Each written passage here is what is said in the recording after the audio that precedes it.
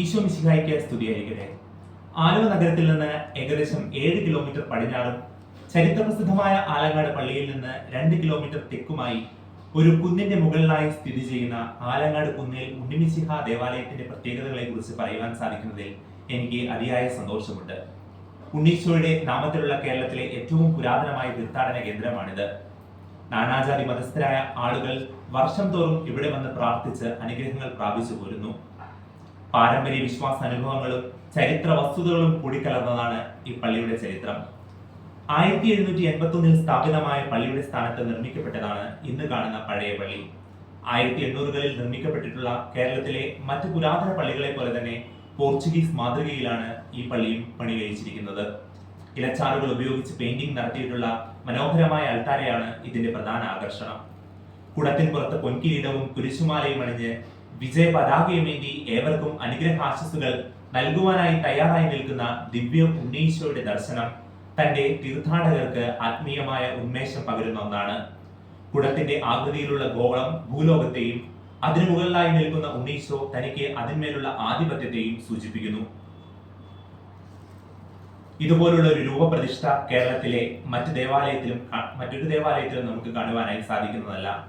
സമുദായ മൈത്രിക്ക് പേരുകേട്ട നാടാണല്ലോ കേരളം. ഈ മതമൈത്രി പുലർത്തിക്കൊണ്ടു പോകുന്നതിന് ഇവിടെ വിവിധ കേന്ദ്രങ്ങളിലായി നടത്തുന്ന തിരുനാളുകൾക്കും ഉത്സവങ്ങൾക്കും വളരെ വലിയ പങ്ക് തന്നെയാണ് ഉള്ളത്. മലയാറ്റൂർ പെരുന്നാളും ആലുവ ശിവരാത്രിയും ഒക്കെ എല്ലാവരുടേതുമാണ്. ഇക്കൂട്ടത്തിൽ സുപ്രധാനമായ പങ്കുവഹിക്കുന്ന ഒന്നാണ് ആലങ്ങാട് കുന്നിൽ പള്ളിയിലെ തിരുനാൾ. 3 നോമ്പ് കഴിഞ്ഞ് വരുന്ന വ്യാഴാഴ്ചയാണ് അത്ഭുത ദിവ്യുണ്ണീശോയുടെ തിരുനാൾ. തിരുനാൾ കഴിഞ്ഞ് 18 ദിവസം കഴിയുമ്പോൾ നോമ്പുകാലം ആരംഭിക്കുന്നു. 65 ദിവസം കഴിഞ്ഞാൽ ഈസ്റ്റർ ഞായറാഴ്ചയാകും. തിരുനാൾ വ്യാഴാഴ്ചയ്ക്ക് മുമ്പുള്ള തിങ്കളാഴ്ചയാണ് നാട് ചുറ്റിയുള്ള പ്രദക്ഷിണവും തിരുനാൾ കൊടിയേറ്റവും. നാനാജാതി മതസ്ഥരായ തന്റെ നാട്ടുകാരുടെ ക്ഷേമ ഐശ്വര്യങ്ങൾ ഉറപ്പുവരുത്തിയിട്ട് മാത്രമേ തിരുനാൾ ആഘോഷിക്കാവൂ എന്നാണ് ഉണ്ണീശോയുടെ അഭീഷ്ടം. അതിനാൽ നാട് ചുറ്റിയുള്ള പ്രദക്ഷിണത്തിന് ശേഷമാണ് കൊടിയേറ്റവും തുടർന്നുള്ള തിരുനാളും.